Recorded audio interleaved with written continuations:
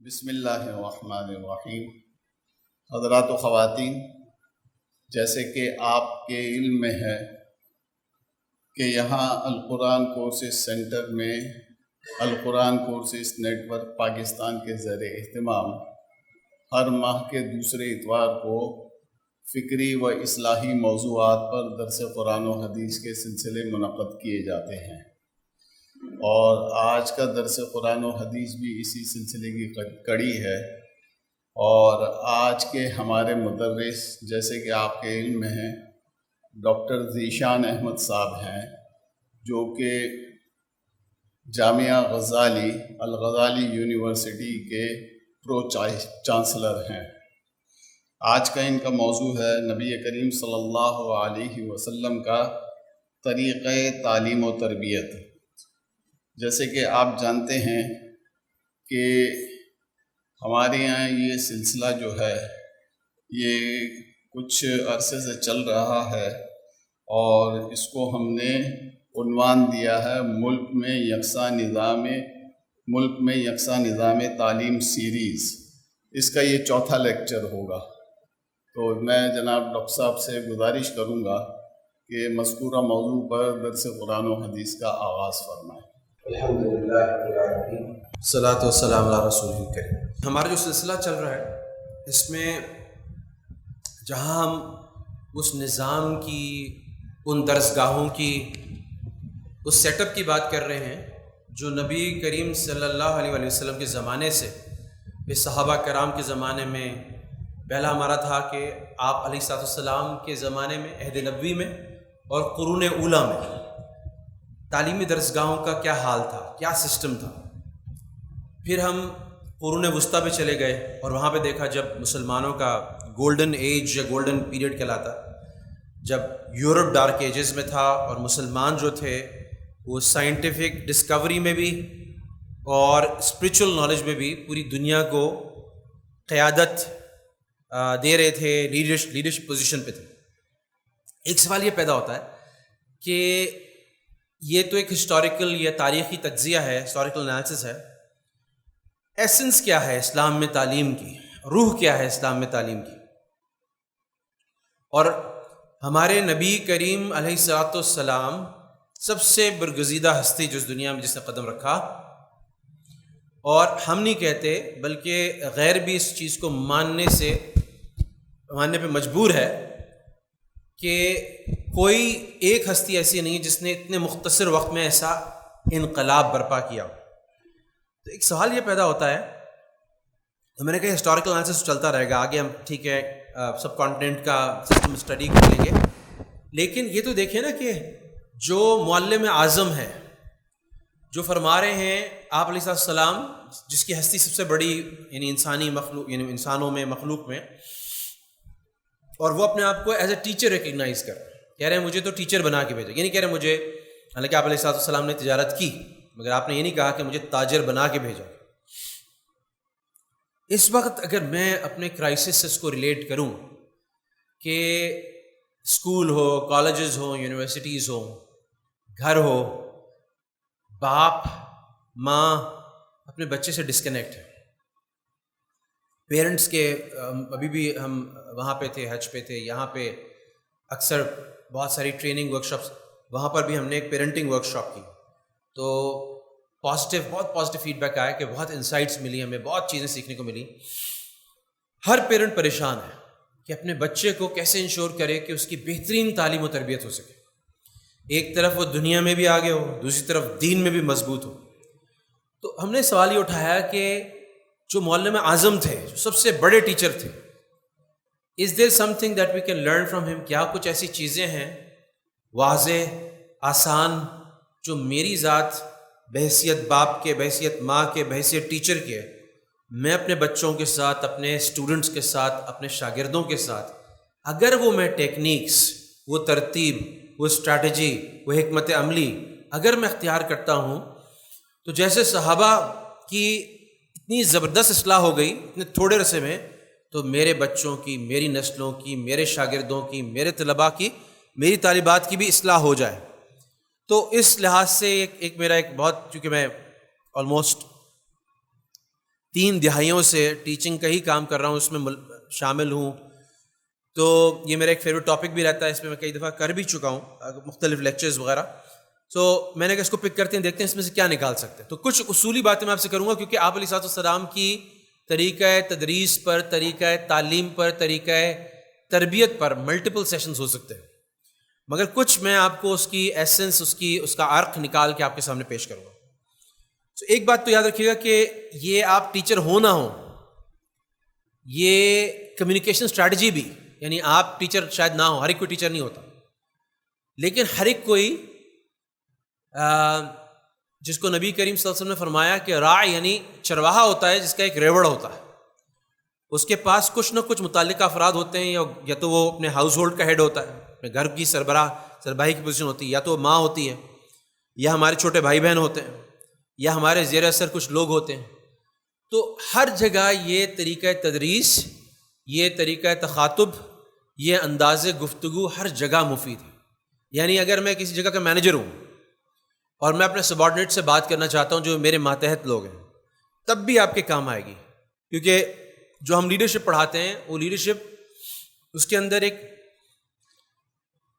ایک essential ingredient mentorship کا اور ٹیچر کا ہوتا ہے. تو آپ یہ باتیں اپنے طور پہ، مجھے اس وقت زیادہ یہ لیکچر مؤثر ہوگا اگر آپ اپنی ریئل لائف سچویشن سے، جب آپ اپنے ماتحتوں سے بات کریں، چاہے آپ کے بچے ہیں، چاہے شاگرد ہیں، چاہے واقعی ماتحت ہیں، اس پر آپ اس کا اطلاق کریں اور سوچیں کہ میں آگے چل کے ان حکمت عملی کو کیسے استعمال کر سکتا ہوں.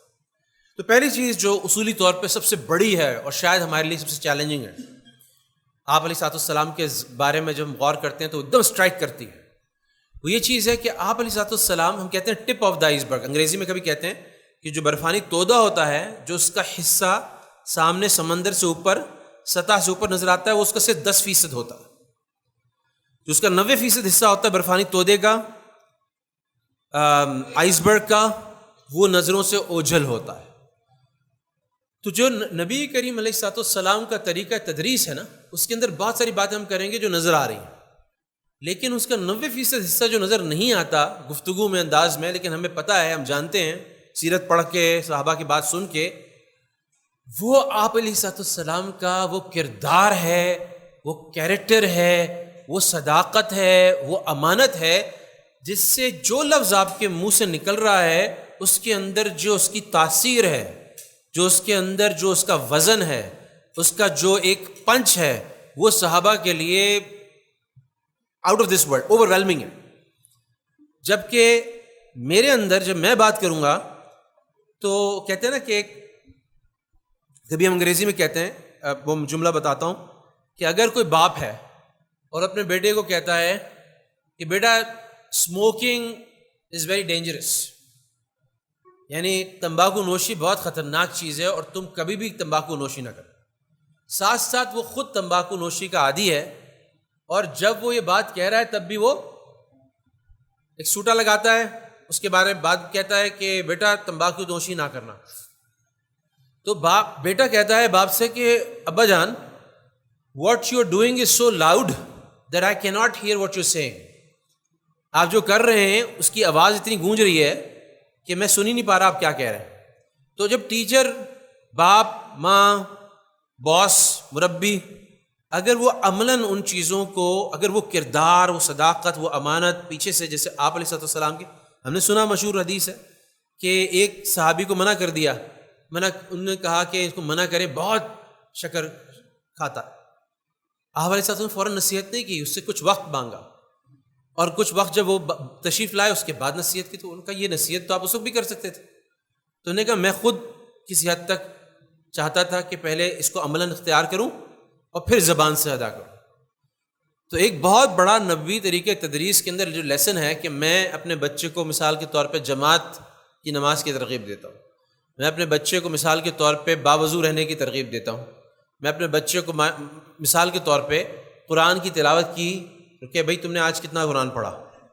اچھا وہ دیکھ رہا ہے کہ ابا تو قرآن اٹھاتے ہی نہیں، ابا تو جماعت کے غائب ہوتے ہیں، ابا تو آگے پیچھے کر دیتے ہیں، ٹھیک ہے نا. تو اب کیا ہے، میں تہجد کی، تو اب اس بات میں اثر نہیں ہے، اس بات میں وزن نہیں ہے.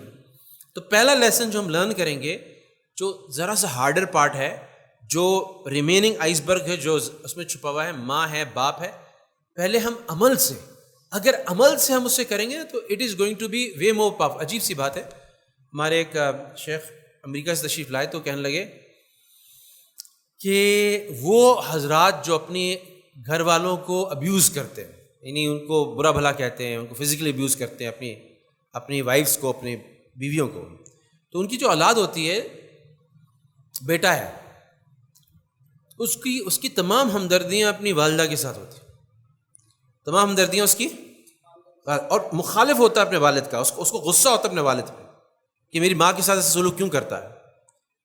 مگر عجیب بات یہ ہے کہ جب اس کی شادی ہوتی ہے تو یہ بھی اکثر اپنی اہلیہ کے ساتھ وہی کرتا ہے. تو مقصد کیا ہے کہ وہ باپ، جو بات اس کے ذہن میں آ رہی تھی کہ غلط ہے، ظلم ہے، وہ بات اس کے ذہن میں نہیں بیٹھی، بلکہ اس کے جو باپ کا عمل تھا وہ اس کی طبیعت میں رچ بس گیا. تو جو ہم کریں گے، تو ہم سب جانتے ہیں کہ آپ علیہ السلام was a man of few words. ان کے بارے میں سیرت نگاروں میں لکھا کہ جو ضروری گفتگو ہوتی تھی فرماتے تھے، غیر ضروری گفتگو نہیں فرماتے تھے. تو آپ اتنی بات کرتے تھے جس سے بات اگلے کو سمجھ آ جائے. تو جہاں پہ ضرورت نہیں وہاں عمل سے اس سے کہیں زیادہ اثر پڑتا. تو پہلا اصول ہم یہ سیکھ رہے ہیں، اللہ تعالیٰ ہمیں توفیق دے، کیونکہ یہ جو ہے اٹس دا ہارڈر پارٹ، یہ زیادہ مشکل ہے. اب باتیں کرنا بہت آسان ہے، کیا کہتے ہیں، اقبال بھی کہہ رہے ہیں کہ کیا گفتار کا غازی بن گیا لیکن کردار کا غازی بن نہ سکا. یعنی کردار کا غازی بننا اصل ہے. تو ایک تو اصول یہ ہو گیا. دوسری بات یہ تھی کہ نبی کریم علیہ السلام جتنے صحابہ تھے ان کے شاگرد تھے، اور آپ علیہ السلام اس سے پہلے کہ ان کو کوگنیٹیولی انگیج کریں. کوگنیٹیولی انگیج کرنے کا مطلب یہ ہے کہ ان کو دماغ سے، ان کے ذہن سے، ان کی سوچ سے، ان کی فکر سے ان کو کچھ سکھانا شروع کریں، اس سے پہلے آپ ان کے دل کو انگیج کرتے تھے. اس سے پہلے آپ ان کا دل لیتے تھے، آپ ان کے ساتھ ایک محبت کا، ایک دوستی کا، ایک رجحان کا، ایک آپس میں ایک کریمانہ اخلاق کا ایک تعلق قائم کرتے تھے. وہ چاہے مسکراہٹ سے ہو.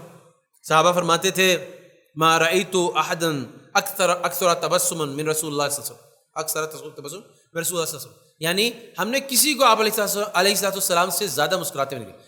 ایک طرف نبوت کا، اس فرائض منصبی کا اتنا بڑا بوجھ کہ صحابہ یہ بھی فرماتے ہیں کہ سب سے زیادہ مغموم اور فکر مند کیسے میں دین پہنچاؤں، کیسے لوگ بچ جائیں. میری مثال ایسی ہے کہ تم لوگ آگ کے گھڑے کی طرف دوڑ رہے ہو اور میں تم لوگوں کو کی کمر سے پکڑ کے تم لوگوں کو روک رہا ہوں. تو وہ ساری چیزیں اپنی جگہ، لیکن لوگوں سے جہاں انٹریکشن شروع ہوا وہاں there is a smile on his face, there's a beautiful smile on his face. اور لوگ جو ہیں اس اسمائل سے، اس مسکراہٹ سے ہی ان کا دل پگھل جا رہا ہے. کیسے ہو سکتا ہے؟ آپ یہ سوچیں، میں یہاں بیٹھا ہوں آپ کے ساتھ، میں سوچوں بھی تو میں نہیں کر سکتا کہ مجلس میں آپ علیہ السلام کا ایک ایک شاگرد یہ محسوس کرتا تھا کہ ہماری ہی جانب سب سے زیادہ آپ علیہ السلام کی انفرادی توجہ سب سے زیادہ ہماری طرف ہے. ہر ایک شخص، یعنی چلو 2-3 سامنے لوگ بیٹھے ہیں، زیادہ اچھا مجھے رسپانس کر رہے ہیں، میں نے ان کا نام سیکھ کے نام لے لیا، ان کی طرف زیادہ غور سے دیکھ لیا، ان کو لیکن ہر ایک شخص اپنی جگہ کیسے، وہ جو کونے میں بیٹھا وہ بھی کہہ رہا ہے کہ یار یہ تو مجھ سے ہی مخاطب ہے، ان کی توجہ تو میری طرف ہے، ان کا رجوع تو میری طرف ہے.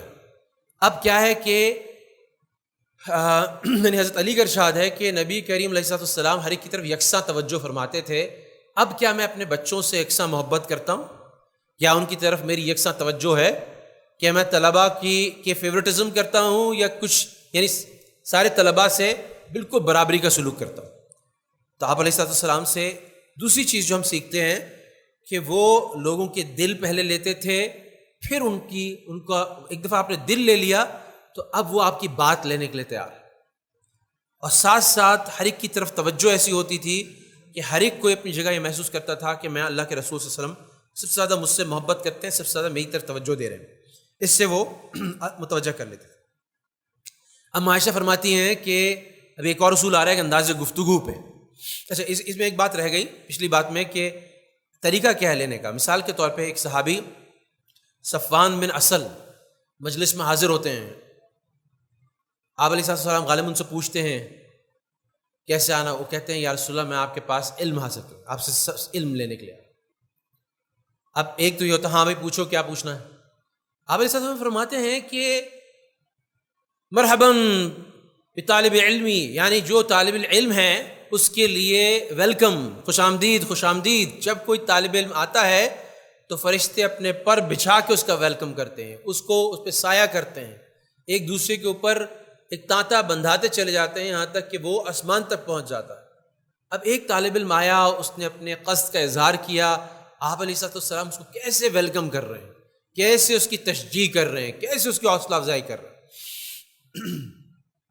تو نبی کریم صلی اللہ علیہ وسلم نے ایک پرنسپل یہ سیکھا کہ کس طرح سے لوگوں کو ویلکم کرنا ہے، ان کے دل کو لینا ہے۔ تیسری چیز عائشہ فرماتی ہیں کہ آپ علیہ السلام فرماتے تھے، یعنی عائشہ فرماتی ہیں کہ آپ نبی کریم صلی اللہ علیہ وسلم تم لوگوں کی طرح بات تھوڑی کرتے تھے، تیز تیز بات۔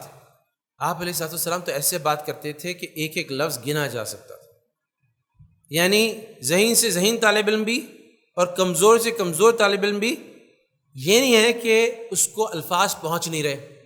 اب اگر مشائخ، استاد، معلم، مدرس اس کے الفاظ ہی کانوں تک نہیں پہنچ رہے، اس کی بات ہی سمجھ میں نہیں آ رہی، تو دل میں کیا اترے گی؟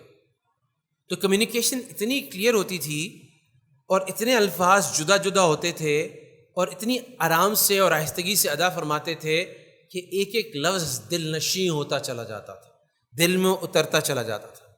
تو یہ ایک اور صفت تھی کہ آپ علیہ السلام، اور جہاں ضروری بات ہوتی تھی، جہاں کوئی ضروری بات ہوتی تھی تو آپ علیہ السلام 3 مرتبہ فرماتے تھے، 3 مرتبہ اس کا تکرار۔ حضرت انس بن مالک فرماتے ہیں کہ ضروری بات کا 3 مرتبہ آپ علیہ السلام تکرار فرماتے تھے۔ اور آپ علیہ السلام کبھی کبھی سوال بھی 3 مرتبہ فرماتے تھے۔ کیا میں تمہیں کبائر کے بارے میں نہ بتاؤں؟ الا انبئکم اکبر الکبائر، میں جو کبیرہ سے کبیرہ گناہ ہے، سب سے ہلاک کر دینے والے گناہ، کیا میں ان کے بارے میں نہ بتاؤں؟ اب صحابہ نے کہا یا اللہ کے رسول ضرور بتائیں، اللہ کے رسول ضرور بتائیں۔ آپ نے ایک دفعہ اکتفا نہیں فرمایا، دوبارہ پوچھا کیا میں تمہیں کبائر کے بارے میں نہ بتاؤں؟ اب جو صحابہ ذرا سی اٹینشن ادھر ادھر تھی وہ مزید متوجہ ہو گئے۔ تیسرا بار کیا میں تمہیں کبائر کے بارے میں نہ بتاؤں؟ اب تو جناب سارے پوری توجہ سے کوئی بہت ہی اہم بات آنے والی، اشراک باللہ یعنی اللہ کے ساتھ شرک کرنا، حقوق الوالدین یعنی والدین کی نافرمانی کرنا، اور اسی طرح سے جھوٹ بولنا۔ 3 چیزیں فرمائیں۔ اچھا اب صحابہ نے کہا فرما دی، پھر فرمایا اشراک باللہ، حقوق الوالدین، زور یعنی جھوٹ، تو 3 دفعہ۔ اچھا اب صحابہ کہہ رہے ہیں کہ 1 دفعہ نہیں، 2 دفعہ نہیں، 3 دفعہ نہیں، 4 دفعہ نہیں، یہاں تک کہ ہمارے دلوں میں آنے لگا کہ بس اللہ کے لیے، بس اللہ تعالیٰ اللہ کے رسول صلی اللہ علیہ وسلم خاموش ہو جائے، یعنی وہ سکوت فرمائے۔ اتنی بار فرما رہے ہیں ایک بات کو، اتنی بار فرما رہے ہیں کیونکہ ان کو ڈر لگنے لگا کہ اس کی بات کی اہمیت کیا ہے، کیونکہ اللہ کے رسول کو معمولی آدمی نہیں ہے، کوئی بات کہہ رہے ہیں تو اس کا ایک وزن ہے، اس کے پیچھے پوری ایک سوچ ہے۔ تو اتنا انہیں ڈرا رہے ہیں کہ والدین کی نافرمانی نہ کرو، اللہ سے شرک نہ کرو، جھوٹ نہ بولو، جھوٹی گواہی نہ دو، کہ اس کو بار بار فرماتے چلے جا رہے ہیں، یعنی جو اہم فی الحم ہے اس کو اس اہمیت کے ساتھ عرض کر رہے ہیں۔ پھر نبی کریم علیہ السلام کی یعنی یہ تو اہمیت کا ہو گیا، توجہ متوجہ کرنے کا ہو گیا، کوئی بات رہ نہ جائے اس کا اہتمام ہو گیا۔ پھر ایک بڑی خوبصورت چیز نبی کریم علیہ السلام کی تھی کہ آپ، اچھا ہم جب پڑھاتے ہیں نا اس کو اکیڈیمیا میں، یعنی ہم یونیورسٹی میں بھی مجھے بلایا جاتا ہے، اسکولز میں بھی کرایا میں نے، مدارس میں بھی کرایا، کہ in search for teaching excellence, in pursuit of teaching excellence, یعنی وہ اتقان اور احسان کی کیفیت تعلیم میں کیسے پیدا ہوتی ہے۔ تو میں یہ لیکچر کراتا ہوں، اپنے ایکسپیرینس سے بتاتا ہوں، اپنے ریسرچ سے بتاتا ہوں۔ تو ایک بات اس میں یہ آتی ہے کہ ایک چیز کہلاتی ہے، ایک اسٹریٹجی کہلاتی ہے سوکریٹک میتھڈ، جو سقراط کو ٹریس ہوتی ہے۔ اس کے اندر ٹیچر بجائے لیکچر دینے کے سوال اور جواب کرتا۔ تو نبی کریم علیہ السلام اسٹریٹجی کو کیسے استعمال کرتے ہیں؟ حقیقت میں تو یہ انبیاء کی اور اللہ نے دی ہے، سقراط کا نام تو ایسے ہی آ گیا۔ تو نبی کریم صلی اللہ علیہ وسلم صحابہ کو کہتے تھے کہ مجھ سے ایک دفعہ ممبر پہ آئے، کہنے لگے جو مجھ سے سوال کرو گے میں اس کا جواب دوں، مجھ سے پوچھو جو پوچھنا چاہتے۔ تو آپ علیہ السلام سوالوں کو انکریج کرتے تھے، صحابہ کے ساتھ سوالوں کو ان کو حوصلہ دیتے تھے کہ سوال پوچھیں، اور ساتھ ساتھ آپ علیہ السلام بھی بعض اوقات بڑے طریقے سے بہت ایک حکمت عملی کے تحت سوال ایسے پوسٹ کرتے تھے، سوال ایسے سامنے پیش کرتے تھے کہ صحابہ حیران رہ جاتے تھے، اور اکثر جب جواب آتا تھا صحابہ کی طرف سے، سوال صحابہ سے پوچھ رہے ہیں، صحابہ نے جواب دیا، اس کو بالکل فلپ کر دیتے تھے۔ بعض اوقات آپ کے پاس سوال کیا جاتا تھا، آپ بعض اوقات جواب دیتے تھے، اور بعض اوقات اس کے سوال کے جواب میں جو کسی صحابی نے پوچھا ہے ایک اور سوال دے دیتے تھے، ایک اور سوال پوچھ لیتے تھے۔ تو مثال یہ آتی ہے، اور پوری اگر کوئی ریسرچ کرنا چاہے تو بڑی انٹرسٹنگ ایک پوری ریسرچ ہو سکتی ہے، پی ایچ ڈی تھیسس ہو سکتا ہے کہ آپ علیہ السلام کی سوالات کی نوعیت کیا ہوتی تھی اور سوالات کے پیچھے مقاصد کیا ہوتے تھے۔ تو ایک دفعہ آپ علیہ السلام نے، اچھا یہ سوالات بعض اوقات کسی بات کی تنبیہ کے لیے ہوتے تھے، کسی بات کو سمجھانے کے لیے ہوتے تھے، بعض اوقات یہ سوالات اگلے کے امتحان کے لیے ہوتے تھے، بعض اوقات یہ سوالات کسی کو حیران کرنے کے لیے ہوتے تھے۔ تو میں آپ کو 2-4 مثالیں آپ کے سامنے پیش کرتا ہوں۔ آپ علیہ السلام نے سوال کیا کہ پہلوان کون ہے، مشہور حدیث۔ اب صحابہ نے کہا کہ اللہ کے رسول، ان کی ہمت ہوتی نہیں تھی، کہتے اللہ کے رسول بہتر جانے، اللہ کے رسول بہتر جانے۔ فرمایا کہ نہیں، پہلوان کون ہے بتاؤ۔ ہم تو یا رسول اللہ پہلوان اس کو کہتے ہیں جو طاقتور ہو، دوسرے کو پچھاڑ دے۔ فرمایا نہیں، پہلوان وہ نہیں، پہلوان وہ ہے جو اپنے غصے کو پچھاڑ دے، جو اپنے غصے پہ قابو پا لے۔ اب صحابہ کی ایک سوچ کا انداز ہے، وہ عرب میں پلے بڑے ہیں، ان کی ایک سوچ کا انداز ہے کہ ایک طاقتور ریسلر کون ہوتا ہے، ان کا ایک انداز ہے۔ اب اس کی ایک بڑی، کیونکہ ہمارے یہاں تو اب چلو اتنی اقدار نہیں رہی شجاعت کی اور مردوں کی فزیکل طاقت کی، لیکن صحابہ کے لیے تو جس معاشرے میں وہ پیدا ہوئے تھے، پلے بڑے تھے، بہت بڑی چیز تھی۔ تو ایک بہت بڑا جو عہدہ ہے، بہت بڑا جو ایک منصب ہے پہلوان کا، وہ نہیں ہے جو کہ طاقتور دوسرے کو، مخالف کو پچھاڑ دے، بلکہ وہ مقام، وہ ایک بلند ایک حیثیت جو ہے اس شخص کی ہے جو اپنے غصے پہ قابو رکھے، اپنے غصے پہ قابو۔ اب صحابہ کا سوچ کا انداز بدل گیا، یہ جس شخص کو اتنی عزت دے رہے تھے اور اس کو اتنے بلند مقام پہ رکھ رہے تھے، وہ اس کے لیے ہو گیا جو غصے کے اندر قابو پا لے اپنے آپ۔ ادھر فرمایا مفلس کون ہے؟ آپ علیہ السلام کو پتا تھا کہ جواب کیا آنے والا ہے، صحابہ کیا جواب دیں گے، آپ کو پتا ہوتا تھا؟ ان کو پتا ہوتا تھا کہ یہ جواب جو عرف کا جواب ہے، جو ایک عام آدمی جواب دے گا، صحابہ وہی جواب دیں گے۔ ان کا مفلس کون ہے؟ غریب، یعنی مفلس بالکل ہی جس کے پاس کچھ نہ ہو، جو ہم بینکرپسی جس کو انگریزی میں کہتے ہیں نا، عربی میں اسے تفلیس کہتے ہیں، یعنی مفلس ہو جانا۔ ہم تو یا رسول اللہ، وہی پہلے تو یہ ریاکشن آتا تھا کہ اللہ کے رسول بہتر جانے، مگر پھر جب آپ علیہ السلام اصرار فرماتے کہتے تھے کہ رسول اللہ مفلس وہ ہے جس کے پاس کچھ نہ ہو، مسکین ہے، غریب ہے، اس کے پاس کوئی ایسٹس ہیں نہ انکم ہے۔ مطلب میں اپنے الفاظ میں بیان کر رہا ہوں، لیکن صحابہ نے کچھ ایسی جواب دیا، نہیں، مفلس وہ ہے جس سے بہت ساری نیکیاں کی، اور قیامت کے دن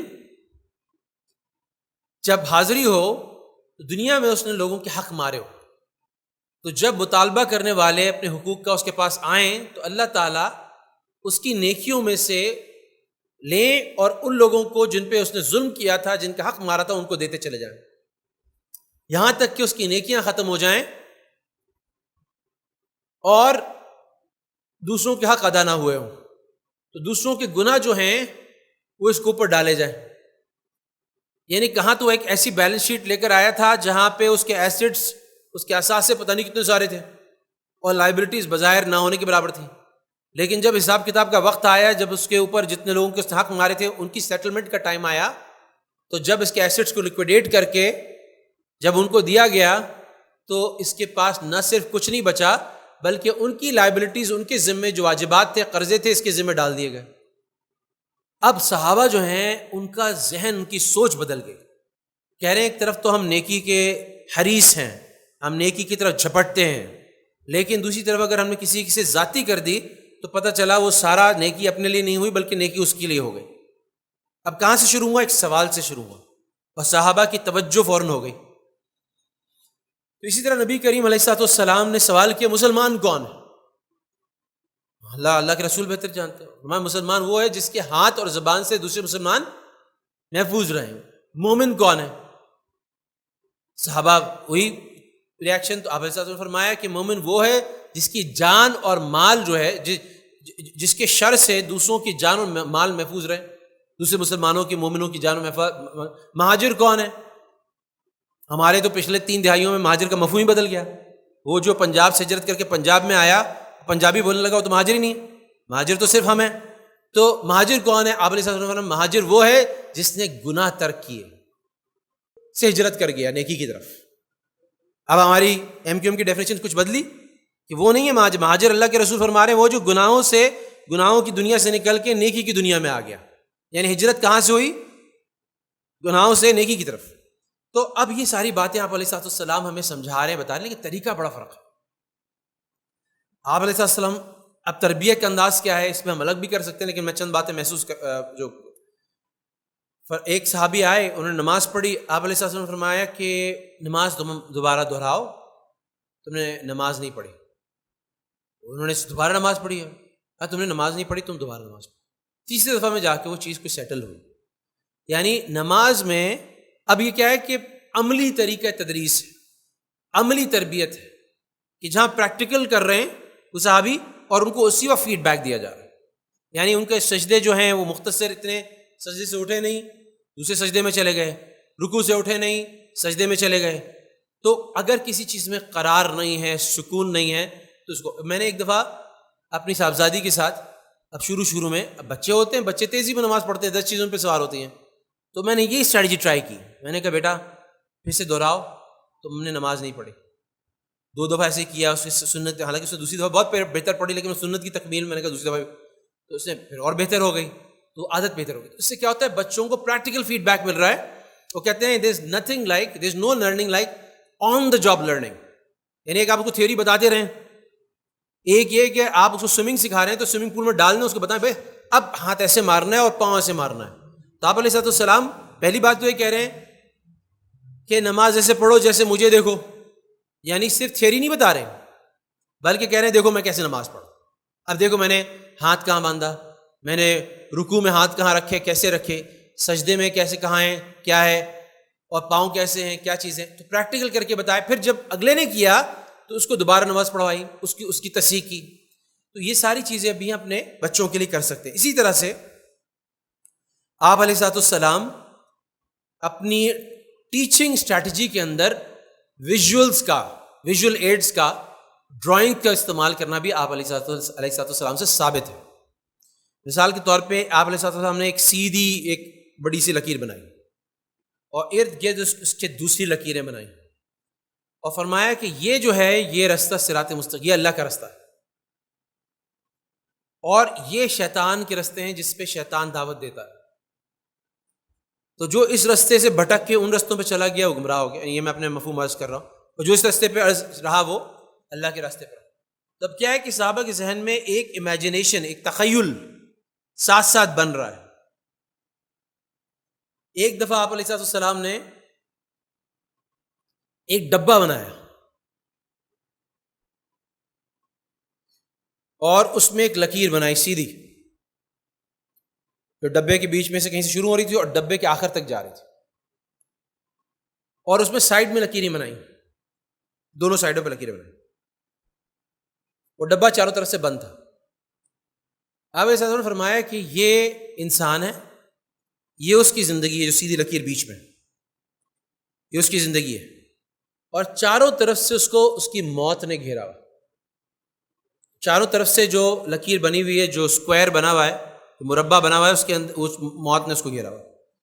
اور یہ سائڈ میں اس کی خواہشات ہیں، یہ اس کی زندگی میں حادثات ہیں، اس کی زندگی میں خوشیاں ہیں، شادی ہے، غمی ہے، یہ ساری چیزیں ہیں. اور لیکن بہرحال ان سب کے باوجود وہ ہوتی رہیں گی، لیکن یہ مستقل اپنی موت کا سفر کر رہا ہے. اور کچھ لکیر اس ڈبے سے باہر نکل رہی تھی، وہ جو سیدھی لکیر بیچ میں تھی نا، اس ڈبے سے باہر نکل رہی تھی. اور یہ اس کی خواہشات ہیں، جو اس کی موت کے بعد اس کو حریص بناتی ہیں دنیا کا. میں مفہوم اپنی زبان میں عرض کر رہا ہوں، ایکسپلین کر رہا ہوں. کیونکہ آپ علیہ السلام جو بات کرتے تھے اتنی نپی تولی عربی میں ہوتی تھی کہ وہ بات مکمل ہوتی تھی مجھے سمجھانے کے لیے. اور تو فرماتے ہیں کہ یہ وہ موت اس کو کٹ آف کرنے والی ہے، لیکن اس کی خواہشات اس سے آگے جا رہی ہیں کہ میں زندہ رہ جاؤں گا تو یہ کر لوں گا. حالانکہ موت اس سے پہلے اس کا وجود ختم کر دے گی، اس کی زندگی ختم کر دے گی. اب اتنا پیارا ایکسپلینیشن ہے اچھا بورڈ تو ہے نہیں وہاں پہ، چاک تو ہے نہیں، تو وہ زمین پہ نشان بنائے جا رہے ہیں اور صحابہ سارے متوجہ ہیں۔ تو اب جو اچھا ٹیچر ہے اور اچھا باس ہے، اچھا والد ہے، کبھی کبھی ویژولس کا استعمال کرے گا۔ تو بعض چیزیں ایسی ہیں جو میں ویژولس کے بغیر سمجھا ہی نہیں سکتا۔ اگر مجھے اسلامک اکنامکس 101 بیسک پہلا ڈوز دینا ہو تو میں پورا ڈائیگرام پہ انحصار کرتا ہوں، تب جا کے لوگوں کو وہ چیز، اور کلرز کا استعمال بھی کرتا ہوں، پھر جا کے وہ لوگوں کو بہت چیز دل میں اترتی ہے۔ اسی طرح سے آپ علیہ السلام اپنی کمیونیکیشن میں، اپنی ٹیچنگ میں، اپنی تدریس میں لوگوں کے جذبات کو بھی لیتے تھے۔ مثال کے طور پہ ایک تو امیجنیشن ہے، اس کے ساتھ جذبات ہے۔ مشہور حدیث ہے، اگر کسی شخص کے گھر کے سامنے نہر بہہ رہی ہو اور 5 دفعہ وہ آتے جاتے ہوئے اس میں غسل کرے، مفہوم اپنا عرض کر رہا ہوں، تو کیا اس کے جسم پہ میل رہ سکتی ہے؟ اب صحابہ کا تخیل، صحابہ کی امیجنیشن، وہ نہر بھی نظر آ رہی ہے، وہ آدمی غسل کرتا بھی نظر آ رہا ہے، اب کوئی میل نظر نہیں آ رہی۔ اب فرما رہے ہیں کہ یا رسول اللہ سوال ہی نہیں، 5 دفعہ غسل کیسے میل بچے گی؟ اسی طرح سے 5 وقت کی نماز۔ اب صحابہ کی صرف ایک ان کو ایک بات پتہ نہیں چلی، بلکہ ان کی امیجنیشن میں وہ بات رچ بس گئی کہ ہاں یار جب ہم نماز پڑھنے جا رہے ہیں تو ایسے ہی ہے کہ ہمیں ایسا کمپلیٹ غسل مل گیا کہ جس پہ ہمارا کوئی گناہ باقی نہیں رہا، ہمیں بالکل ایک فریش سٹارٹ مل گیا۔ اس طرح سے ایک دفعہ پتجھڑ میں، یعنی خزاں کے موسم میں، آپ علیہ السلام نے درخت کو ہلایا، اس میں تیزی کے ساتھ، ویسے ہی اس کے پتے جھڑ رہے تھے، تیزی کے ساتھ پتے اور جھڑنے لگے۔ تم میں سے کون ہے، یہ فرمایا کہ مومن کا گناہ جب وہ وضو کرتا ہے ٹھنڈے موسم میں ایک مشقت سے، پھر نماز پڑھتا ہے تو اس کے گناہ ایسے جھڑتے ہیں جیسے اس درخت کے پتے۔ اب کیا ہوا کہ صحابہ جب وضو کریں گے، جب صحابہ نماز کے لیے چلیں گے تو ان کو اپنے گناہ جھڑتے ہوئے نظر آ رہے ہیں، محسوس ہو رہا ہے، ان کی طبیعت کا حصہ بن گیا۔ اسی طرح سے نبی کریم صلی اللہ علیہ وسلم ایک موقع میں صحابہ کے ساتھ جا رہے تھے، تو ایک جہاں پہ لوگ اپنے کچرا پھینکتے ہیں نا، کچرے کا مقام جو ہوتا ہے، وہاں پہ گندگی ہے، بو آ رہی ہے، وہاں پہ ایک مردہ بکری کا بچہ جس میں گوشت ہے، کچھ بھی نہیں ہے، وہ پڑا ہوا ہے، بو بھی آ رہی ہے۔ ہاں بھائی اس کو کتنے کا لوگ ہے، کون کی قیمت لگائے گا؟ صحابہ حیران، یا رسول اللہ اس کو تو مفت میں بھی کوئی نہ لے، اس کی قیمت کون دے گا؟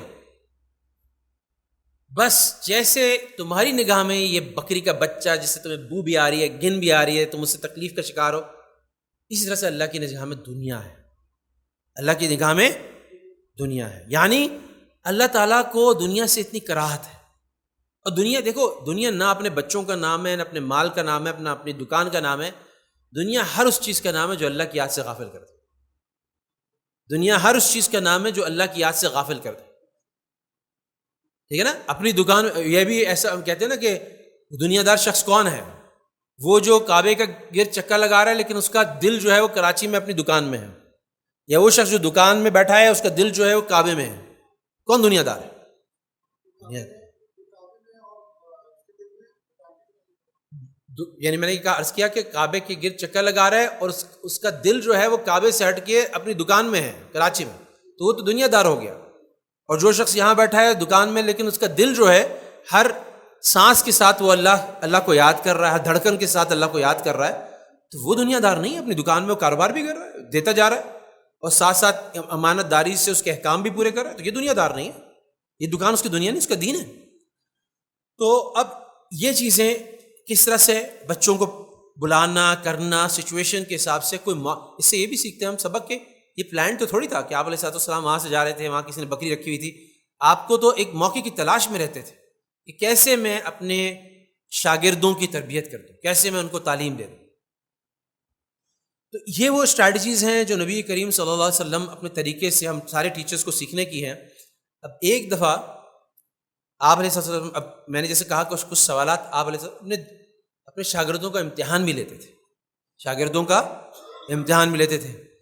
تو ابی بن کعب، ہاں کون صحابی جس کے بارے میں فرمایا ابی مجھے قرآن سناؤ، اللہ نے کہا ہے کہ میں اپنے لوگوں سے، اپنے صحابہ سے قرآن سناؤں، تو تم قرآن سناؤ۔ یا رسول اللہ آپ کے اوپر قرآن اترا ہے، ہم آپ کو کیا قرآن سنائیں گے؟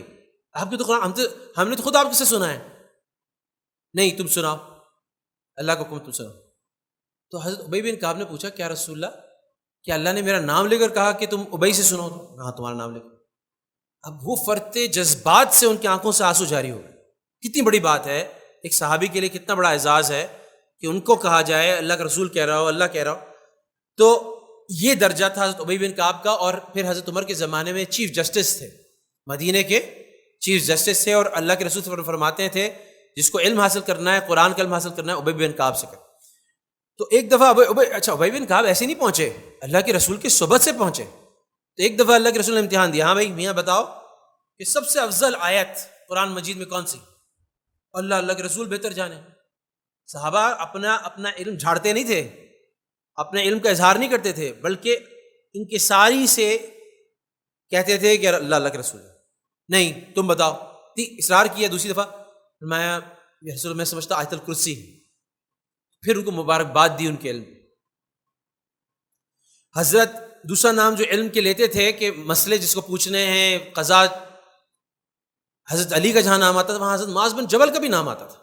ان کو رخصت کر رہے ہیں، ان کو یمن بھیج رہے ہیں، اب گھوڑے کی ننگے پاؤں ان کو باہر تک چھوڑنے کے لیے گئے، اور ان سے سوالات، ان کا امتحان بھی چل رہا ہے۔ ہاں میاں یہ بتاؤ، معاذ یہ بتاؤ کہ جب کوئی مسئلہ پیش آئے گا، لوگ سوال کریں گے تو کہاں سے بتاؤ؟ اللہ کی کتاب سے بتاؤ۔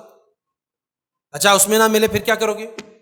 تو اللہ کے رسول کی سنت اور حدیث سے بتاؤ۔ اچھا اس میں نہ ملے پھر کیا کرو گے؟ جو کچھ میں اس کتاب سے اور جو اللہ کے رسول کی سنت سے جانتا ہوں، ان کی حدیث سے جانتا ہوں، تو اس میں جو بہترین طور پہ اپنے تفقع سے، اپنی سمجھ سے جو مجھے بات سمجھ میں آئے گی ان کو بتاؤں۔ ہاتھ رکھا ان کے سینے پہ اور کہا کہ تمام تعریف ہے اللہ کے لیے جس نے اپنے رسول کے قاصد کو ایسی بات دی جس سے اس کا رسول خوش ہو۔ ابھی کوئی معمولی واقعہ نہیں ہے، آپ یہ سمجھے کہ یہ تو حضرت سعد، ان کا حضرت معاذ کا پوری طبیعت بدل گئی، پوری طبیعت کا ایک حصہ بن گیا، جو ان کو تشجیع کی گئی، جو ان کی حوصلہ افزائی کی گئی۔ تو حوصلہ افزائی بھی اسی طرح سے کہ تمہارا علم تم کو مبارک ہو، حوصلہ افزائی کرنا، اس کو خیر کے کلمات کہنا، یہ بھی آپ علیہ السلام کا ایک بالکل حصہ تھا۔ ایک بہت اہم بات یہ تھی کہ حضرت عبداللہ بن مسعود رضی اللہ عنہ جمعرات کی رات کو اپنا درس دیا کرتے۔ تو کچھ لوگوں نے، ان کے تابعین وغیرہ نے ان کو کہا کہ ہم آپ سے اور فریکوینٹلی سننا چاہتے ہیں آپ کا واز، آپ روز واز کیوں نہیں کرتے، ہمیں بڑا فائدہ ہوتا ہے۔ انہوں نے کہا دیکھو آپ علیہ السلام لوگوں سے بات کرتے تھے ان کی طلب کے مطابق۔ اگر میں تم سے روز، مجھے ڈر ہے کہ ایسا نہ ہو کہ تم اکتا جاؤ۔ تو نبی کریم علیہ السلام ایک دفعہ ایک خاتون تھیں جن کے شوہر کا انتقال ہوا تھا، کیا ہوا تھا، تو وہ بڑا نوحہ کر رہی تھی، تو آپ کو ذرا صبر کی تلقین کرنے کی کوشش کی، تو لیکن اس وقت ان پہ جذبات اتنے غالب تھے کہ وہ سمجھ نہیں پا رہی تھی بات کو۔ تو آپ علیہ السلام نے اصرار نہیں کیا کہ بھائی سنو میری بات، میں کیا کہہ رہا ہوں، بلکہ ان کو ان کے حال پہ چھوڑ دیا۔ اور شاید کسی دوسرے موقع پہ کہا ہو یا بات پہنچائی ہو، لیکن اب جب ہم دیکھتے ہیں نا کہ اگلا بات نہیں لے رہا، تو ضروری نہیں کہ ہم اپنی بات اس پہ اوپر پھینکیں۔ تو آپ علیہ السلام دیکھتے تھے کہ اگلا کتنی بات لے رہا ہے، یا اگر کوئی اور بات چل رہی ہے تو میں اس کو کیسے متوجہ کروں، سوال کے ذریعے سے کروں، ایک ایسی سٹیٹمنٹ کے ذریعے سے کروں جس سے وہ متوجہ ہو جائے، پھر میں اپنی بات کروں، تاکہ وہ بات کو قدر سے لیں، بات کو قدر سے لیں۔ اسی طرح حضرت علی ایک پرنسپل بتاتے ہیں کہ نبی کریم صلی اللہ علیہ وسلم یعنی ویسے بتاتے ہیں کہ لوگوں سے ان کی سمجھ کے مطابق بات کرو۔ حضرت عبداللہ بن مسعود فرماتے تھے کہ اگر تم لوگوں سے ان کی سمجھ سے کہ اوپر کی بات کرو گے تو وہ فتنے میں مبتلا ہو جائیں گے۔ اب یہ کیسے اس کا حل نکالیں کہ تو بہت ساری باتیں تو پتہ نہیں چل رہا، فیس بک پہ، یوٹیوب پہ، پتہ نہیں کہاں کہاں، انسٹا پہ پتہ نہیں کہاں کہاں ہے، وہ ہر ایک کو۔ اب وہ بعض بات ذرا ہائی لیول کی ہے لیکن وہ ایک عام آدمی بھی سن رہا ہے، وہاں کیسے کریں اس کو؟ یہ تو نہیں ہو سکتا نا کہ میں ابھی کچھ ڈالوں یوٹیوب پہ وہ صرف چند لوگوں کو، صرف علماء کو جائے، یہ خاص طبقے کو جائے۔ تو اب اس میں زیادہ احتیاط کرنی ہے، زیادہ سہل کر کے بات کو بتانا ہے کہ کہیں مس انٹرپریٹ نہ ہو جائے بات۔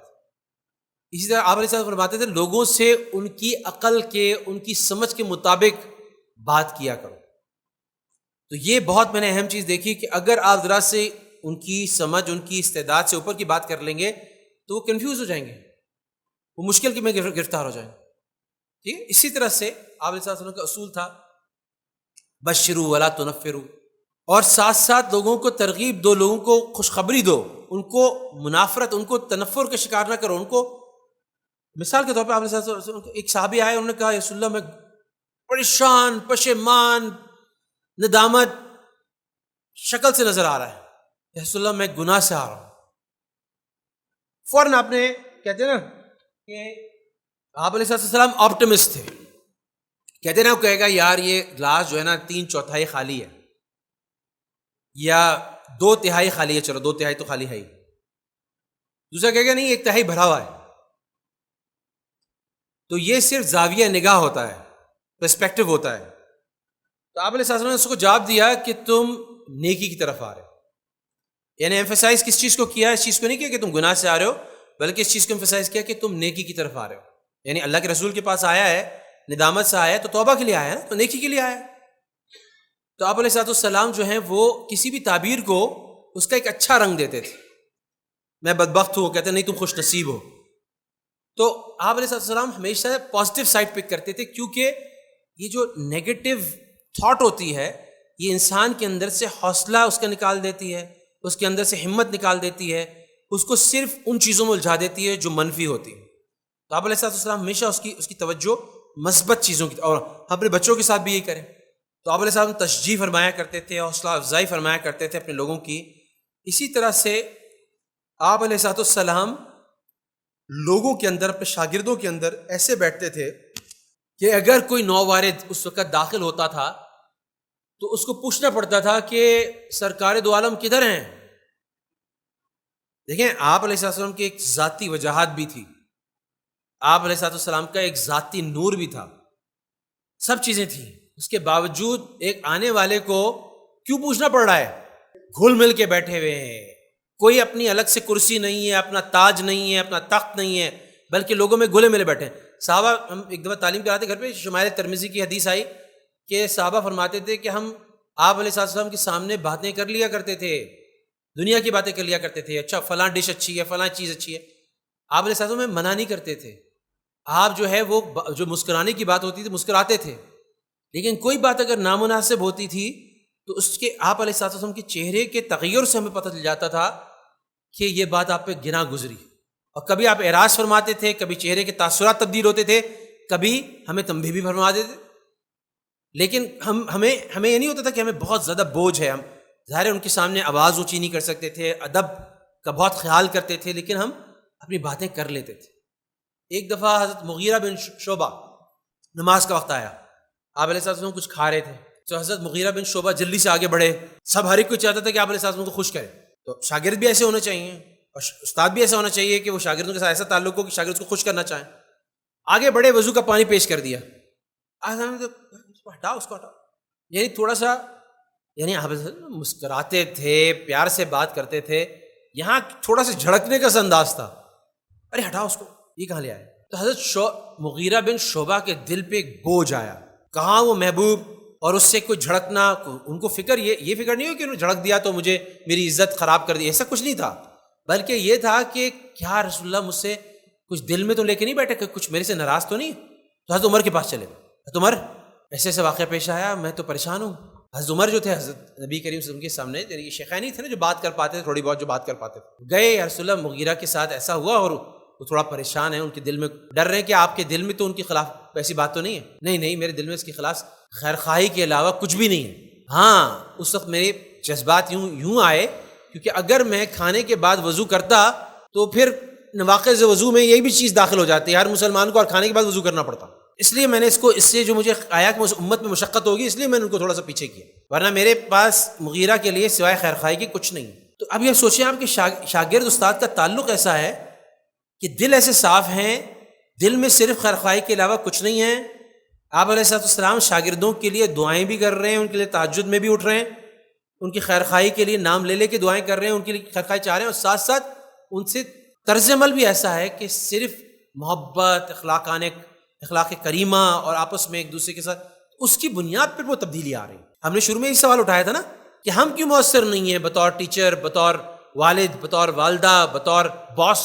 ہم کیوں نہیں تبدیل لا سکتے اپنے بچوں کے اس میں؟ تو اگر ہم تجزیہ کریں شروع سے جو باتیں ابھی آئی ہیں، کتنی باتیں ایسی ہیں جو روز مرہ کی بنیاد پر ہم اپنے بچوں کے ساتھ، اپنے شاگردوں کے ساتھ، اپنے ماتحتوں کے ساتھ واقعتاً اس پہ عمل کر رہے ہیں۔ پہلی بات میں ریکیپ کر رہا ہوں کوئکلی، کیونکہ باتیں اور بہت ساری ہیں، مگر میں یہاں پہ چاہوں گا کہ یہ باتیں زیادہ رسوخ کے ساتھ ہمارے عمل میں آ جائیں، وہ زیادہ بہتر ہے، بجائے اس کے ہم نئی نئی باتیں سیکھیں اور اس پہ ہمارا عمل نہ ہو۔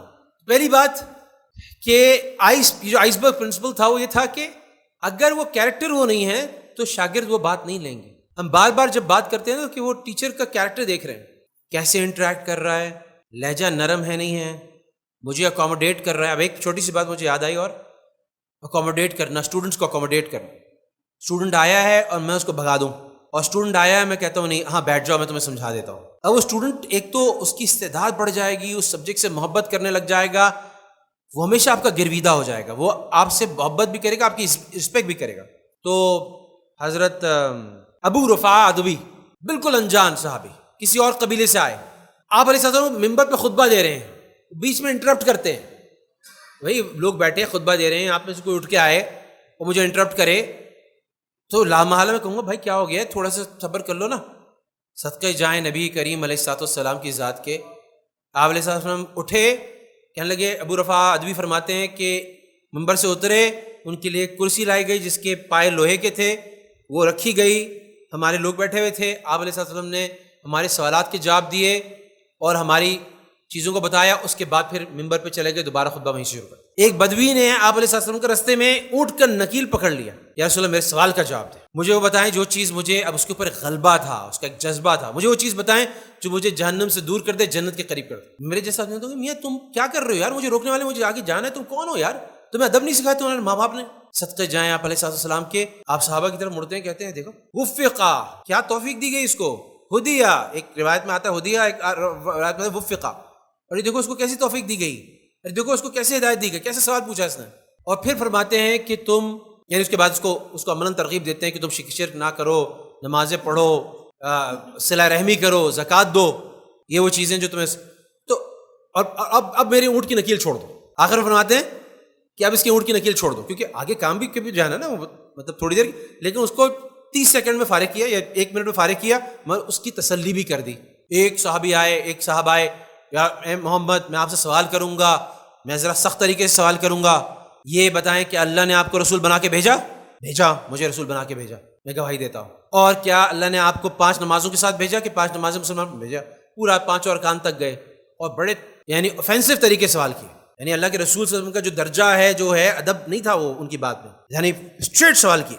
اللہ کے رسول نے بالکل حلم سے، محبت سے ایک ایک سوال کا جواب دیا۔ ایک یہ بات آئی تھی کہ بعض اوقات جب سوال کیا جاتا تھا تو اس سے آپ ایسا ضروری نہیں کہ سوال کا جواب دیں، آپ اس کو گائیڈ کرتے تھے۔ ایک صحابی آئے اچھا یہ صحابہ جو تھے نا بڑے ادب والے تھے، تو یہ کہتے تھے کہ بہت سی چیز ہمارے دل میں ہوتی ہے، ہم پوچھ نہیں پاتے تھے، تو ہم انتظار کرتے تھے کوئی یہ عربی بدو، یہ دیہاتی آ جائے، کوئی دیہاتی سے ایکسپیکٹڈ نہیں ہے نا کہ وہ کوئی بہت زیادہ ادب، بدو جو ہے وہ بدو ہوتا ہے، تو وہ سوال کر لے اور ہمارے سوال کا جواب دے۔ ایک بدو آیا، یا رسول اللہ قیامت کب آئے گی؟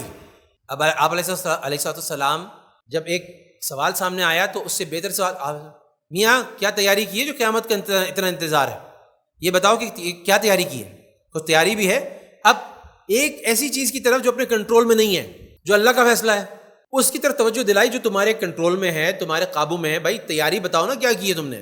تو اب وہ بدو بھی صحابی بدو، یا رسول اللہ تیاری تو ایسی کوئی خاص نہیں ہے، نہ بہت زیادہ نمازیں ہیں، نہ بہت زیادہ صدقے ہیں، نہ بہت زیادہ ہاں میرے دل میں آپ کی اور آپ یعنی اللہ کی اور آپ کی محبت ہے، میں اللہ اور اللہ کے رسول سے محبت کرتا ہوں۔ اب رسول صلی اللہ علیہ وسلم قیامت کے دن آدمی اسی کے ساتھ ہوگا جس کے ساتھ اس کی محبت ہو۔ اوئے ہوئے، صحابہ تو یوں کر کے ایک دوسرے کو دیکھنے لگے اور مسکراہٹیں چاروں طرف پھیل گئیں، اور کہنے لگے کہ ایسی حدیث ہمیں ایسا دل میں ہمیں ایسی خوشی محسوس ہوئی، حضرت عبداللہ بن مسعود الگ، حضرت ابو موسیٰ اشعری الگ، حضرت ابو ذر الگ، ایسی جیسے ایک دوسرے کو مبارکباد دے رہے ہوں۔ کیوں؟ کیونکہ باقی چیزیں تو ان کو پتہ تھا کہ پتہ نہیں اس سبجیکٹ میں، اس مضمون میں ہمارے 100 میں سے 100 آئیں گے، یا پتہ نہیں 100 میں سے 33 آئیں گے، لیکن اس مضمون میں محبت میں تو ہمیں پتہ ہے کہ ہم اپنے دل کا حال جانتے ہیں، کہ ہم اپنی جانیں، اپنی سب کچھ اللہ اور اللہ کے رسول پر نچھاور کرنے کے لیے ہر وقت تیار ہیں۔ کیسے سمجھایا، کیسے بات دل میں اتری؟ تو پہلی بات کہ وہ کیریکٹر، وہ کردار، پھر شاگردوں سے تعلق، ان کی تشجیع، مرحباً بکم، تم خوشخبری ہے تمہارے لیے طالب علم کے لیے، اس کی حدیثیں سنائیں، ان کے ساتھ تعلق جوڑا۔ حضرت عمر بن العاص ابھی مسلمانوں کے خلاف سازشیں کر رہے تھے، ابھی ایک غزوہ میں مسلمان ہوئے، غزوۃ السلاسل میں بھیجا گیا، وہاں ان کی وہ تھی، ان کی قیادت میں بھیجا گیا، واپس آئے، ان کے خلاف شکایت آئی، انہوں نے تو رات میں ان کو غسل کی حاجت ہوئی، صبح انہوں نے بغیر غسل کیے، بغیر وضو کیے نماز میں پڑھا دی۔ فاتح مصر عمر بن العاص، انہوں نے کہا کیا کیا بھائی تم نے، وہ رات میں تمہیں غسل تم نے نماز پڑھا دی لوگوں کو؟ یا رسول اللہ وہ تو اتنی سردی تھی، صبح میں غسل کرتا تو میں ہلاک ہو جاتا، تو اللہ تعالیٰ کہتے ہیں نا قرآن میں اپنے نفس کو ہلاک مت کرو، اپنے آپ کو ہلاک مت کرو۔ تو آپ علیہ السلام کے چہرے پہ ایک اور میں نے تیمم کیا، تیمم سے نماز پڑھا دی، غسل کی نیت سے تیمم کیا، تیمم سے نماز، تو آپ علیہ السلام کے چہرے پہ ایک مسکراہٹ آ گئی، یعنی وہ انڈورسمنٹ بھی تھی کہ صحیح فیصلہ کیا، اور ان کے سٹائل پہ مسکراہٹ آ گئی۔ تو اتنی ہمت ہوئی کہ حضرت عمر بن العاص پوچھنے لگے کہ رسول اللہ آپ یہ بتائیں نا، آپ سب سے زیادہ مجھ سے ہی محبت کرتے ہیں نا؟ ارے بھائی ابو بکر زندہ، علی زندہ، فاطمہ زندہ، عائشہ زندہ، بھائی تم کہہ رہے ہو کہ ابھی تم سازشیں کر رہے تھے مسلمانوں کے خلاف ساری، اور ابھی تم مسلمان ہوئے، تمہارے دل میں کیسے بات آئی؟ تو ایک ایک شخص اپنی جگہ پر، تو وہ محبت، وہ تعلق اپنے شاگردوں سے، اپنے بچوں سے، اپنے ماتحتوں سے، تب وہ آپ کو بڑا بنا کے آپ کی بات لیں۔ اسی طرح سے لوگوں سے مسکرانا، ان سے بات کرنا، نرمی سے بات کرنا، وہ واقعہ آپ سوچیں نا، سائیکولوجیکل سیفٹی ہم پڑھاتے ہیں اپنے مینیجرز کو، اپنے لیڈرز کو، تو آج امیجن کر سکتے ہیں کہ کوئی کسی مولوی صاحب کے پاس کوئی آئے اور ایک لڑکا ہو، ٹین ایجر ہو، کہ مجھے زنا کی اجازت دے دیں، مجھے فورنیکیشن کی اجازت دے دیں، اور اللہ کا رسول آگے سے کیا کہہ رہا ہے کہ تم چاہو گے کہ تمہاری ماں کے ساتھ، بہن کے ساتھ، فلاں کے ساتھ، فلاں کے ساتھ محرم رشتوں کو بتا کے کہ، تو یہ دوسرے لوگ بھی نہیں چاہتے۔ پھر ایک دعا پڑھ رہے ہیں، اس کے سینے پہ ہاتھ رکھ رہے ہیں، اور وہ صحابی آگے سے کہہ رہے ہیں کہ وہ نوجوان صحابی آگے سے کہہ رہے ہیں کہ اس کے بعد سے میرے دل میں کبھی اس کی طرف توجہ بھی نہیں گئی۔ اب سائیکولوجیکل سیفٹی کا عالم یہ دیکھیں کہ ایک ٹین ایجر آ کے اتنا بے تکا سوال ایسی منصب سے، ایسی ہستی سے کر رہا، کیا کہہ رہا ہے؟ زنا، ارے وہ تو حدود قائم کرنے کے لیے آئے، زنا کے لیے، یہ زنا کی اجازت مانگ رہا ہے، لیکن کیا جواب ہے، کیا سائیکولوجیکل سیفٹی ہے؟ وہ ایک صحابی ہیں، وہ کہتے ہیں، بدو صحابی، مسجد نبوی میں، جیسے وہاں پہ صحرا میں چلے گئے، سائڈ میں شروع ہو گئے، وہی مسجد نبوی میں شروع ہو گئے۔ آپ وہ صحابہ تو بالکل چیخنے لگے، خاموش خاموش خاموش، لیٹ ہم فنش، اس کو ختم کرنے دو۔ اب مسجد نبوی میں کیے جا رہا ہے، صحابہ خاموش، اللہ کے رسول خاموش۔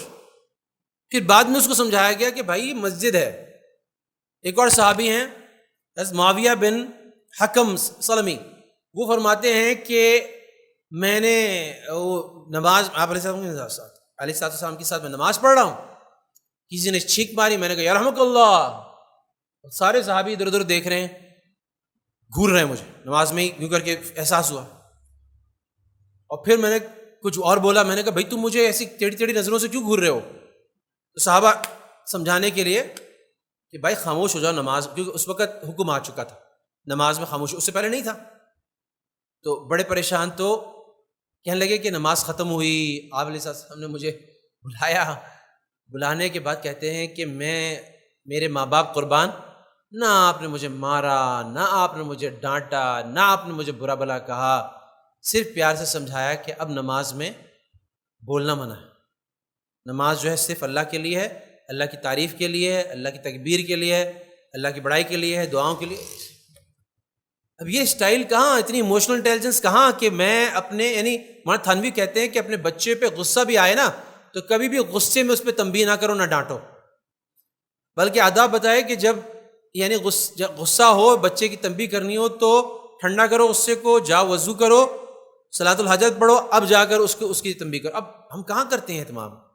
ہمیں حیران ہے کہ بھئی حیرانی ہے کہ بچے، ہماری نئی نسل ہمارے ہاتھوں سے نکل رہی، نہ اس سے دوستی لگائی، نہ تعلق بنایا، نہ اس کے جذبات کو لیا، نہ اس سے کنیکشن اسٹیبلش کیا، اور جب غصہ چاہا اس کے اوپر نکال دیا، جب چاہا اس کو ڈانٹ دیا، جھڑک دیا، تو ظاہر ہے کہ یہ تو نبوی طریقہ تدریس نہیں ہے۔ یہ ہم نے ساری چیزیں سیکھیں، اور پھر آپ کا سوال کرنے کا انداز، پھر آپ کو بات کرنے کا انداز، جذبات کو انوالو کرنے کا انداز۔ اب میں ایک دفعہ کچھ ٹین ایجر سے بات کر رہا تھا تو مجھے وہ حدیث یاد آئی کہ آپ علیہ السلام نے فرمایا کہ بھائی تم میں سے کون ہے جو چاہے کہ صحابہ سے بات کر رہے ہیں نا، عرب کے صحابہ سے بات کر رہے ہیں، تمہیں چاہے عقیق اور بطحا کے بازار میں جائے اور 2 اونٹنیاں بغیر کسی صلہ رحمی کے، بغیر کسی حقوق کی پامالی کے وہ لے کر آ جائے. اچھا، صحابہ کے نزدیک یہ سرخ اونٹنیاں بہت بڑی ایسٹ ہوتا تھا، بہت بڑا ایسٹ ہوتا تھا. اب میں اگر ٹینیجرز کو خطاب کر رہا ہوں تو میں ان کو، یہ آج کل ٹینیجرز کو سرخ اونٹنیوں کو کیا پتا، تب میں ان سے کہہ رہا ہوں کہ بھائی تم میں سے کون ہے جو جائے شو روم سے جا کے، ان کو عقیق و بطحا کا کیا پتا، شو روم سے جائے اور وہ وہاں سے مرسیڈیز نکال لے، وہاں سے لینڈ کروزر نکال لے، نہ اس پہ ایف آئی آر کٹے، نہ اس کے خلاف نہ اس سے پیسے لیے جائیں، وہاں سے نکال کے لے آئے اور اپنی ڈرائیو کر لے، اپنی بنا لے. اب بچوں کی آنکھیں تو یوں، بچے تو یہ گاڑیوں، یہ لڑکے جو ہیں کم ایج پہ تو گاڑیاں تو ان کے لیے، مجھے بھی یاد ہے گاڑیاں سے بڑا obsessed ہوتے تھے ہم، ہر گاڑی کا شیپ پتہ ہوتا تھا، ماڈل پتہ ہوتا تھا، نئی ماڈل کا انتظار ہوتا تھا. تو اب وہ لڑکے کی نفسیات سمجھ کے ہم نے اس کو یہ مخاطب کیا. اب اگلی بات کر دی جو آپ علیہ السلام نے فرمائی کہ بھائی وہ 2 آیات کا پڑھنا مسجد میں جا کے، 3 آیات کا 3 سرخ اونٹنیوں سے بہتر ہے 4 کا، تو مفہوم بتا رہا ہوں. لیکن ہمیں اس حساب سے اس اسٹائل کو اپنے بچوں میں، تو جذبات کو، ان کے اچھے جذبات کو، ان کی جو بکری کے بچے کی مثال تھی جو مردار تھا، دنیا کی سے اٹیچ کیا. پھر ویژول طریقے سے کیسے سمجھاتے تھے، میں نے بھی اپنے ٹیچنگ کیریئر میں اس کو بہت زیادہ افیکٹو محسوس کیا کہ ویژول ڈائیگرام سے بہت مشکل چیزیں بھی، کمپلیکس چیزیں بھی سمجھ میں آ جاتی ہیں. پھر ساتھ ساتھ اس کا اہتمام کیا کہ جو اہم چیزیں ان کو ریپیٹ کیا. اچھا، سوال تو اتنا پاورفل چیز ہے، حسن السؤال نصف العلم، یعنی اچھا سوال آدھا علم ہے. اس سے تو لیکچر سے بہت زیادہ مفید ہے. یہاں تو چلو ہمارا ایک اسٹائل الگ ہے، فارمیٹ الگ ہے، لیکن اگر مجھے، جیسے میں کلاس میں بہت کم ہوتا ہے کہ میں لیکچر دوں، میں سوال جواب ہی کرتا ہوں، زیادہ انگیج کرتا ہوں اس سے، وہ اگلے سوال پہ جاتی ہے، اگلے سوال پہ جاتی ہے، اور وہ بچہ جو ہے اسی وقت اس کا تھاٹ پروسیس بنتا ہے. یہاں تو آپ لوگ افورڈ کر سکتے ہیں نا کہ آدھی بات سنیں، آدھی بات نہ سنیں، آدھی بات پکڑیں، آدھی بات نہ پکڑیں. لیکن کلاس کے اندر اگر میں آپ سے سوال جواب کروں تو آپ کہیں گے یار میں سب کے سامنے جب ڈاکٹر ذیشان اسپاٹ پر ڈال کے مجھ سے سوال کریں گے تو مجھے جواب نہیں آئے گا، شرمندگی ہوگی نا. تو آپ کہیں گے یار یہ تو ساری باتیں ان کی سننی ہے اور جواب بھی دینا ہے. تو اس وقت ظاہر لرننگ کا ایک الگ لیول ہوتا ہے. تو آپ علیہ السلام کے جو انداز، یہ تو چند باتیں ہم نے کی ہیں، اور بہت ساری باتیں ہیں. یعنی ایک بات پہ تھیسس لکھا جا سکتا ہے کہ آپ، جیسے میں نے عرض کیا کہ جو آپ سوال کرتے اس کی نوعیت کیا تھی، اس کا ہدف کیا ہوتا تھا. بعض سوال امتحان کے لیے ہوتا تھا، بعض سوال ری انفورسمنٹ کے لیے ہوتا تھا، بعض سوال جو ہوتا تھا وہ متوجہ کرنے کے لیے ہوتا تھا، بعض سوال جو ہوتا تھا تھاٹ پروسیس کو فلپ کرنے کے لیے تھا. یہ ساری چیزیں ہم جب پڑھیں گے، سمجھیں گے، سوچیں گے، اس کو ڈپلوائے کر سکتے ہیں. رسول المعلم ایک بہت زبردست کتاب ہے، اس سے میں نے ڈرا بھی کیا، اس سے بہت کچھ سیکھا بھی، اس پہ اپنے کچھ ورک شاپس بھی ڈیزائن کی اسی بیسس پہ. تو اس کو دیکھیں، اپنے مطالعے میں لے کر آئیں انشاءاللہ. اور اس پہ اور کتابیں بھی لکھی گئی ہیں، تربیت پہ بھی، ان کو اپنے مطالعے میں لے کر آئیں. یہ سیشن اس لیے بھی ضروری تھا کہ جب ہم آپ علیہ السلام کی، ہم اپنی تعلیم، مسلمانوں کی تعلیم نظام پہ بات کر رہے ہیں، ایسنسی تک لے کے آنے کی کوشش کر رہے ہیں، تو ہمیں یہ بھی پتہ ہونا چاہیے نا کہ آپ علیہ السلام کا انداز تدریس و تعلیم تھا کیا. تو اس کو ہم مرکز بنائیں، اس کو کلاس روم کے اندر، اپنے گھر کے اندر، اپنی ورک پلیس کے اندر اس سٹائل آف کمیونیکیشن کو، اس سٹائل آف ٹیچنگ کو انشاءاللہ لے کر آئیں. یہ بہت افیکٹو ہوگا. ہم اپنی نسلوں سے کنیکٹ بھی ہوں گے اور ان کو وہ وزڈم، وہ ٹریڈیشنل وزڈم جو ہمیں آپ علیہ السلام سے، صحابہ سے، تابعین سے، تبع تابعین سے، 14 سال کی نسلوں سے ہمیں جو ملا ہے، وہ ہم انشاءاللہ پاس آن کر سکیں. وآخر دعوانا الحمدللہ رب العالمین. جزاکم اللہ. ڈاکٹر ذیشان احمد صاحب، آپ کا بہت بہت شکریہ. انتہائی قیمتی اوقات میں سے آپ نے وقت نکالا اور تشریف لائے. میں آپ تمام حضرات اور خواتین کے سامنے کچھ معروضات پیش کرتا ہوں آج کے درس کے حوالے سے. آج کا ہمارا درس جو ہے وہ ایک منفرد نوعیت کا درس تھا. وہ یوں کہ ہم ایک سیریز چلا رہے ہیں درس قرآن و حدیث کی، آج کل ملک میں یکساں نظام تعلیم سیریز.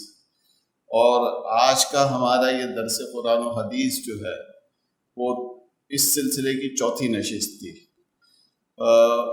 ملک میں یکساں نظام تعلیم سیریز کی کرنے کی ہمیں ضرورت کیوں محسوس ہوئی، اس کو سمجھنا ضروری ہے کہ ہمارے ملک میں کئی نظام ہائے تعلیم مروج ہیں، اور اس کی وجہ سے جو ہمارے نوجوان جو ہے وہ بہت سارے افکار کے مالک ہو جاتے ہیں ان نظام ہائے تعلیم سے گریجویٹ یا پوسٹ گریجویٹ ہونے کے بعد. تو ہماری کوشش یہ ہے، اور ڈاکٹر صاحب اور ان کی ٹیم کوشش یہ کر رہی ہے کہ اس وقت ملک میں یکساں نظام تعلیم ہو، تاکہ ہمارا جو نوجوان طبقہ جو ہے ان کے درمیان جو ہے انتشار فکر نہ ہو۔ تو میں دوبارہ سے عرض کر دیتا ہوں کہ ہماری یہ جو سیریز چل رہی ہے اس میں 4 جو نشستیں ہوئی ہیں وہ کن کن موضوعات پر ہوئیں، اور آئندہ کے لیے ڈاکٹر صاحب کا کیا پروگرام ہے، کس موضوع پر بات کریں گے، وہ خود ہی بتائیں گے۔ پہلی نشست ہماری ہوئی تھی، اس کا موضوع تھا عہد نبوی صلی اللہ علیہ وسلم اور قرون اولیٰ کی تعلیمی درسگاہیں۔ اس کے بعد دوسری نشست بھی اسی موضوع پر ہوئی تھی، اور وہ اس موضوع کی نشست نمبر 2 تھی۔ اس کے بعد تیسری نشست ہوئی تھی قرون وسطیٰ۔ قرون وسطیٰ میں مسلمانوں کا تابناک نظام تعلیم، ایک تاریخی اور عصری تجزیہ۔ صحیح۔ اس کے بعد آج کی نشست ہوئی نبی کریم صلی اللہ علیہ وسلم کا طریقہ تعلیم و تربیت۔ یہ سیریز جو ہے جاری رہے گی، اور ہم ڈاکٹر صاحب جو ہے اس کو اس کے منطقی انجام تک آئندہ کچھ نشستوں میں پہنچائیں گے، کہ ابھی یہ سلسلہ سمجھانے کا جاری و ساری ہے کہ ہمارے دین نے ہمیں نظام تعلیم اور تربیت کے حوالے سے ہمیں کیا ہدایات دی، اور اس کی روشنی میں ہم اپنے ملک میں کون سا نظام تعلیم اور کس طریقے سے نظام تعلیم کو نافذ کریں۔ تو ڈاکٹر صاحب سے میں ذرا پوچھوں گا کہ آج کا درس قرآن و حدیث ہوا نبی کریم صلی اللہ علیہ وسلم کا طریقہ تعلیم و تربیت، آگے آپ کے ذہن میں کس طریقے سے پلاننگ ہے؟ کیونکہ یہ جتنے بھی حضرات یہاں آ جائیں یہ بہت زیادہ شوق سے اس نشست کے حوالے سے آئے تھے۔ ایک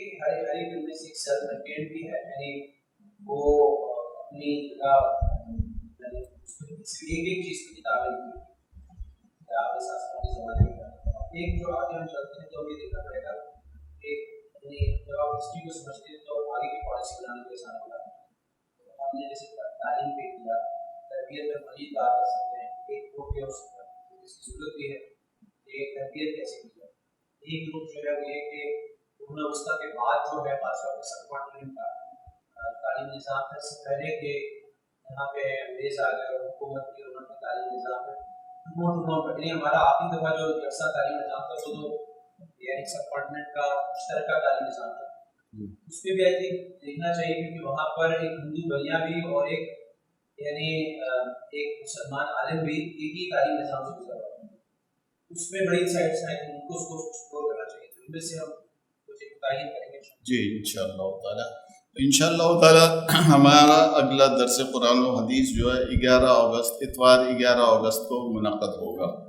اس کے علاوہ آج کے درس قرآن و حدیث کے بارے میں عرض کروں کہ انشاءاللہ تعالیٰ جو ہمارا آج کا درس قرآن و حدیث جو ہے سوشل میڈیا پر نشر کر دیا جائے گا آج رات کو 8 بجے۔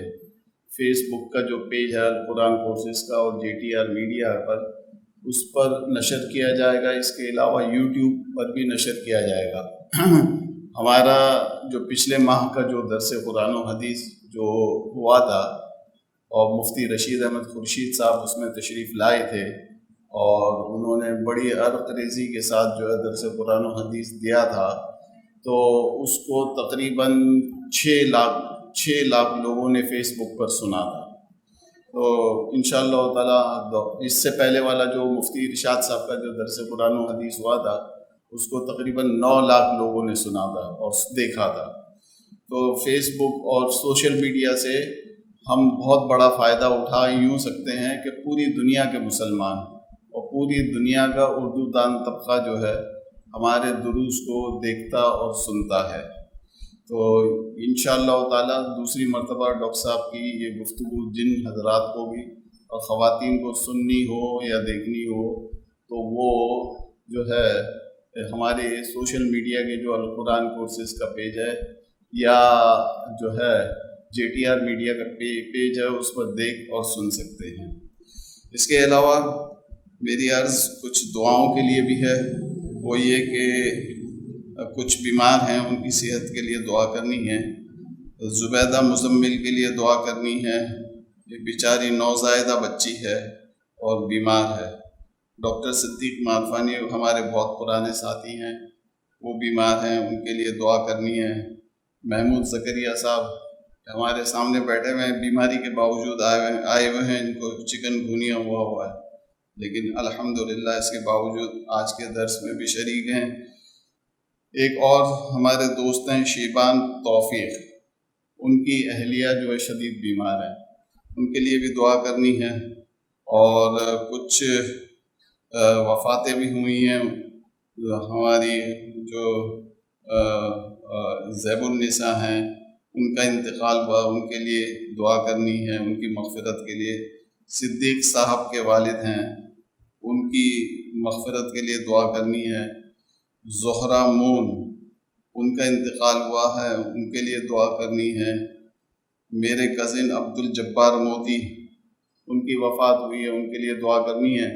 اس کے علاوہ ہم یہاں جتنے بھی بیٹھے ہوئے ہیں اور مرد اور خواتین، ان کے یہاں بھی کوئی بیمار ہے تو ان کے لیے دعا کرنی ہے۔ ان کے یہاں بھی کچھ وفیات ہوئی ہیں تو ان کے لیے بھی ہمیں دعا کرنی ہے۔ فلسطین اور غزہ کے مسلمانوں کی آسانی کے لیے جو ان کے اوپر جو ظلم و ستم ہو رہا ہے، اس میں ان کو نصرت ہو اللہ تعالیٰ کی، اس کے لیے دعا کرنی ہے۔ ہمارے ملک کے سیاسی استحکام کے لیے خاص طور پر دعا کرنی ہے۔ میں ڈاکٹر صاحب سے عرض کروں گا کہ وہ دعا فرمائیں۔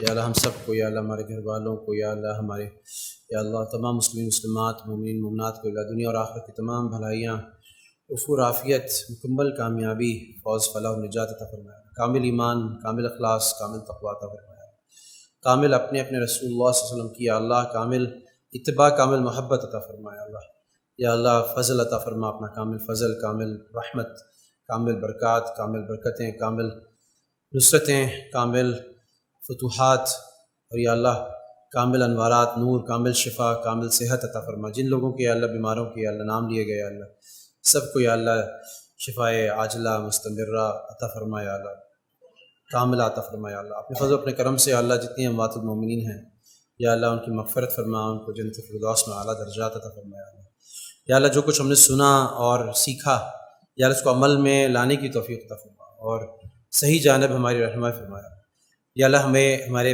لیے دین پہ چلنا آسان فرما دے، اللہ جیسے آپ کے رسول صلی اللہ علیہ وسلم بھی ہر چیز میں جب ان کو راستہ دیا جاتا تھا، دو راستے دیے جاتے تو آسان راستے کا انتخاب کرتے، یا اللہ ہمارے لیے بھی آسانیاں فرمایا اور قبول فرمایا، اللہ ہماری اس ٹوٹی پھوٹی کاوشوں کو یا اللہ ہمارے اخلاص کو مکمل فرمایا، یا اللہ کسی اور کے لیے ہم کچھ نہ کریں، یا اللہ صرف آپ کے لیے کریں، یا اللہ اپنی یاد کا حصہ دے کہ ایسی یاد ہو اور ایسا آپ کی طرف توجہ ہو کہ دنیا کے اندر بھی ہم ہر سانس کے ساتھ اور ہر دل کی دھڑکن کے ساتھ آپ کو یاد کرنے والے بنے، یا اللہ اپنا فضل فرمائے، یا اللہ غفور رحیم ہماری مکمل مغفرت فرمائے، یا اللہ ہمیں کامل مغفرت اور ہماری کامل یا اللہ اپنی رضا بھی عطا فرمائے۔ صلی اللہ تعالیٰ علیہ خیر خلق محمد علیہ اصحاب اجمعین برحمتہ۔